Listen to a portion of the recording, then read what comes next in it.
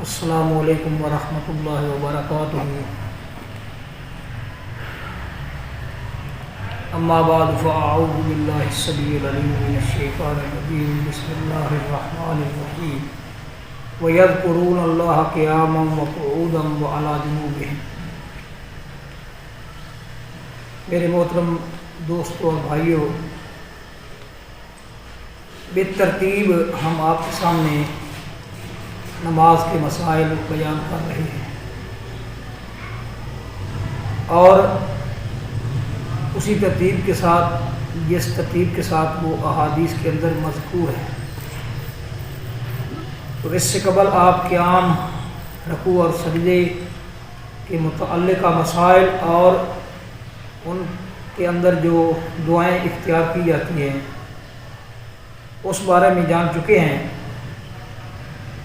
اس کے بعد باری آتی ہے تشہد کی۔ تو اس ضمن میں سب سے پہلے تو ہمیں اس بات کا خیال رکھنا چاہیے اور اس پر توجہ دینی چاہیے کہ کسی بھی عمل کو معمولی خیال نہیں کرنا چاہیے۔ اسلام کے اندر اور دین کے اندر ہر عمل اپنی جگہ پر ایک عظیم حیثیت کا حامل ہے۔ مثلا تشہد کے اندر کچھ چیزیں ایسی ہیں، جس طرح کہ تشہد میں بیٹھنے کی کیفیت ہے، اور پھر تشہد کے اندر جو دایاں ہاتھ ہے اس کی انگلیوں کو بند کرنے کی کیفیت ہے، پھر انگلی کے ساتھ اشارہ کرنے کی کیفیت ہے، اور پاؤں کو تشہد کے اندر اپنے پاؤں کو رکھنے کی ان کی ہیئت قضائی کی جو کیفیت ہے، یہ سب چیزیں تشہد کے اندر آتی ہیں۔ تو تشہد چونکہ ایک خود بڑا عظیم عمل ہے، جس کیفیت کے اندر بیٹھ کر آپ نے وہ گواہی دینی ہے جو کہ اسلام کی بنیاد ہے، اور جس کی بنیاد پر اسلام کی عمارت قائم ہے۔ بنی الاسلام علی خمس، شہادت اللہ الہ الا اللہ وان محمدا عبدہ ورسولہ۔ اللہ کے نبی صلی اللہ تعالیٰ علیہ وسلم کی بیان کردہ یہ ارکان اسلام کی جو ترتیب ہے، اس کے اندر سب سے پہلے توحید و رسالت کی گواہی ہے۔ اس کے بعد باقی چیزوں کا ذکر آتا ہے، نماز کا بھی اس کے بعد ذکر آیا ہے، زکوٰۃ کا بھی، حج کا بھی، روزوں کا بھی۔ بنیادی چیز توحید و رسالت کی گواہی ہے، اور یہ جو گواہی ہے یہ اتنی اہمیت کی حامل ہے کہ اگر کسی کے دامن میں یہ گواہی نہ ہو، یا اس کی اس گواہی کے اندر لچک ہو، تو اس کی کوئی عبادت، کوئی نیکی قبول نہیں ہے اللہ کے ہاں۔ اور یہی گواہی آپ نے تشہد کے اندر دینی ہے۔ اسی بنا پر اس کو تشہد کہا جاتا ہے۔ تشہد کا معنی بھی گواہی دینا ہے، اور تشہد کے علاوہ یعنی گواہی دینے کے علاوہ آپ نے اس نماز کی اس کیفیت کے ذریعے بڑی نعمتیں سمیٹنی ہیں۔ مثال کے طور پر نبی کریم صلی اللہ تعالیٰ علیہ وسلم کی سنت کی روشنی میں اسی کیفیت کے اندر، تشہد کی حالت کے اندر، آپ نے نبی کریم صلی اللہ تعالیٰ علیہ وسلم کے اوپر درود بھیجنا ہے۔ اللہم صلی علی محمد وعلی آل محمد کما صلیت علی ابراہیم وعلی آل ابراہیم انک حمید مجید۔ اللہم بارک علی محمد وعلی آل محمد کما بارکت علی ابراہیم وعلی آل ابراہیم انک حمید مجید۔ یہ وہ عمل ہے درود شریف والا جس کے متعلق نبی کریم صلی اللہ تعالیٰ علیہ وسلم نے فرمایا ان اول الناس بی یوم القیامت اکثرهم علی صلاۃ، میرے نزدیک قیامت کے دن سب سے بہتر لوگ وہ ہوں گے جو میرے اوپر کثرت کے ساتھ درود پڑھتے ہیں۔ تو یہ آپ نے تشہد کے اندر پڑھنا ہے، اور اس کے بعد آپ نے کچھ درخواستیں اللہ کی بارگاہ میں پیش کرنی ہیں۔ اس تشہد کے ذریعے اپنے گناہوں کا اعتراف کر کے اللہ تبارک و تعالیٰ سے استغفار طلب کرنا ہے۔ وہ بعد میں انشاءاللہ العزیز ہم اس پر حت المقدور روشنی ڈالیں گے۔ تو یہ تمام کام آپ نے تشہد کے اندر کرنے ہیں۔ تو جس نماز کی جس کیفیت کے اندر، جس حالت کے اندر آپ نے توحید و رسالت کی گواہی دینی ہے، آپ نے نبی کریم صلی اللہ علیہ وسلم کے اوپر درود بھیج کر اللہ وحدہ لا شریک سے بہت سی نعمتیں اللہ تعالیٰ کی رحمت کی صورت میں، اس کی بخشش کی صورت میں، اس کے عفو اور درگزری کی صورت میں آپ نے اللہ کی یہ نعمتیں، یہ انعامات، یہ اعزازات سمیٹنے ہیں، اور جس کیفیت کے اندر، جس حالت کے اندر آپ نے اللہ کے سامنے درخواستیں پیش کرنی ہیں اور اللہ تبارک و تعالیٰ سے اپنے گناہوں کی معافی طلب کرنی ہے، وہ معمولی عمل نہیں ہو سکتا۔ اس عمل کے اندر اختیار کیا ہوا کوئی طریقہ بھی معمولی نہیں ہو سکتا۔ جو اتنا عظیم عمل ہے اس کے اندر اختیار کیا ہوا کوئی طریقہ بھی معمولی نہیں ہو سکتا۔ اس لیے ہمیں اس بات پر توجہ دینی چاہیے۔ پہلی بات کہ نبی کریم صلی اللہ تعالیٰ علیہ وسلم کے تشہد کے بیٹھنے کی کیفیت کیا تھی؟ تو ابو حمید ساعدی رضی اللہ تعالیٰ عنہ، جن کے متعلق عام احادیث میں یہ آتا ہے کہ وہ صحابہ کرام رضوان اللہ علیہم اجمعین کو جمع کر کے ان کو یہ بتایا کرتے تھے کہ آؤ میں تمہیں نبی کریم صلی اللہ تعالیٰ علیہ وسلم والی نماز پڑھ کر دکھاؤں جس طرح آپ صلی اللہ تعالیٰ علیہ وسلم نماز پڑھا کرتے تھے۔ یعنی ان کے اندر یہ تجسس تھا، یہ جستجو تھی ان کے اندر۔ تو حضرت ابو حمید ساعدی رضی اللہ تعالیٰ عنہ فرماتے ہیں کہ فَإِذَا جَلَسَ فِي الرَّكْعَتَيْنِ جَلَسَ عَلَى رِجْلِهِ الْيُسْرَىٰ وَنَصَبَ الْيُمْنَىٰ،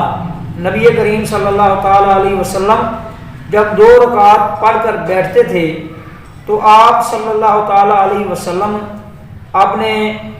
بائیں پاؤں کے اوپر بیٹھتے تھے، وَنَصَبَ الْيُمْنَىٰ، اور دائیں پاؤں کو گاڑ لیتے تھے، کھڑا کر لیتے تھے۔ اور اس کی کیفیت یہ ہوتی تھی کہ آپ صلی اللہ تعالیٰ علیہ وسلم تشہد اول کے اندر اپنے پاؤں کی جو انگلیاں ہیں اس کو قبلہ رخ کر کے موڑ کر اور بائیں پاؤں کو بچھا کر دائیں پاؤں کو کھڑا کر کے آپ صلی اللہ تعالیٰ علیہ وسلم تشہد کے اندر بیٹھا کرتے تھے۔ ایک دوسری چیز اس ضمن میں زیر غور ہے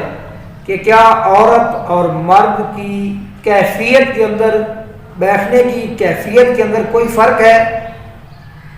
ایسا کوئی فرق نہیں ہے۔ اگر ایسا فرق ہوتا تو محدثین ضرور اس پر روشنی ڈالتے اور اس حوالے سے وہ حدیثیں لے کر آتے، الگ باب قائم کرتے، باقاعدہ اپنی حدیث کی کتابوں میں باب قائم کرتے، لیکن ایسا نہیں ہے۔ بعض روایات میں ایسا آتا ہے کہ عورتیں جو ہیں، بعض لوگ عورتوں کو دونوں پاؤں ایک طرف نکال کر یا انہیں چار زانوں بیٹھنے کا حکم دیتے ہیں کہ دونوں پاؤں جو ہے نا وہ ایک طرف کرنے ہیں، یا پھر اس طرح کرنا ہے کہ دونوں پاؤں کی جو انگلیاں ہیں ان کو قبلہ رخ موڑ کر دونوں پاؤں کو کھڑا کر کے اس طرح بیٹھنا ہے۔ بعض لوگ یہ تفریق کرتے ہیں، یہ امتیاز کرتے ہیں، یہ فرق کرتے ہیں، لیکن سیدنا عبداللہ ابن عمر رضی اللہ تعالی عنہ کا یہ قول جو وہ پیش کرتے ہیں اس ضمن میں، یہ قول یہ قول عبداللہ بن عمر العمری اس کا راوی ہے اور وہ ضعیف راوی ہے، اس لیے اس پر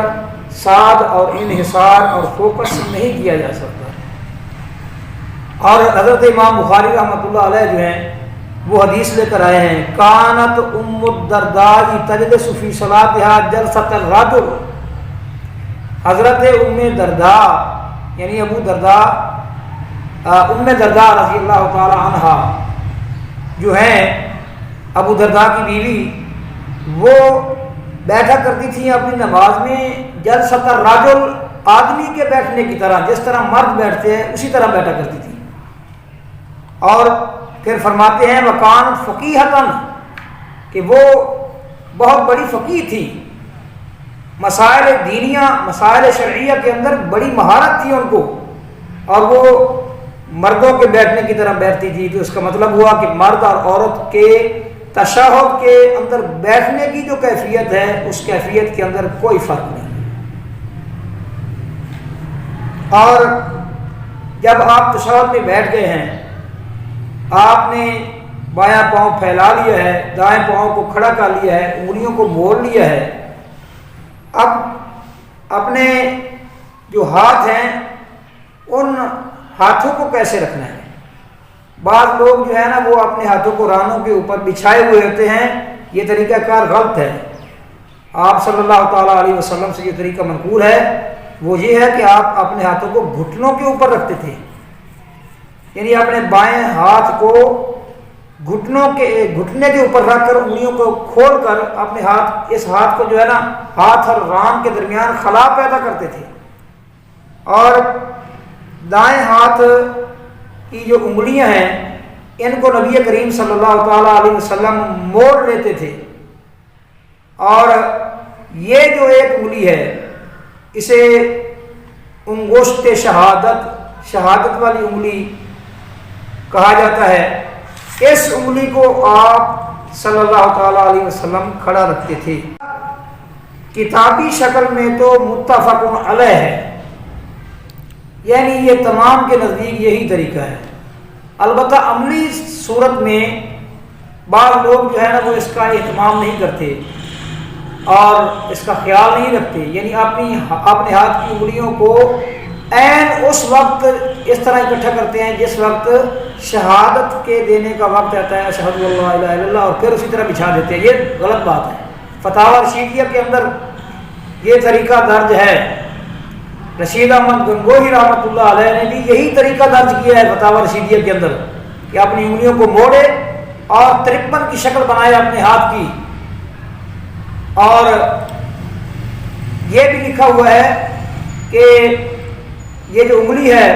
یہ انگلی کھڑی رہے گی اور باقی ساری انگلیاں جو ہیں وہ بند کر لی جائیں گی، بیٹھ کر لی جائیں گی، فقط ایک شہادت والی انگلی جو ہے وہ کھڑی رہے گی۔ یہ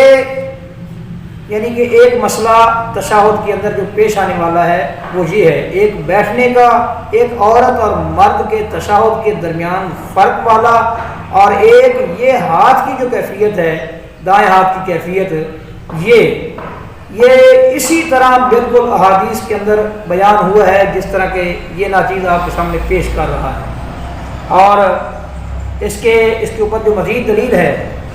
وہ دلیل حضرت وائل بن حجر رضی اللہ تعالیٰ عنہ اس حدیث کے راوی ہیں،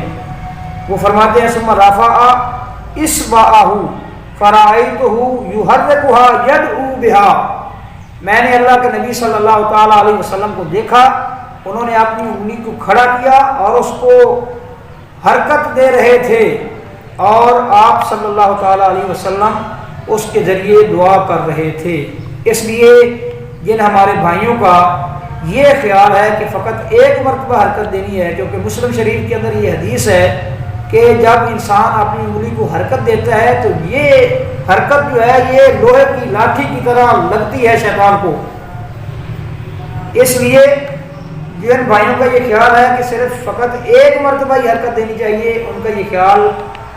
ٹھیک نہیں ہے، یا ان کی یہ تفہیم درست نہیں ہے۔ ہم فتویٰ نہیں لگاتے اور فتویٰ لگانا بھی نہیں چاہیے، اصلاح کرنی چاہیے، اصلاح ہی مطلوب ہے۔ کسی کے اوپر کیچڑ اچھالنا اس کی ناموس کو خراب کرنا،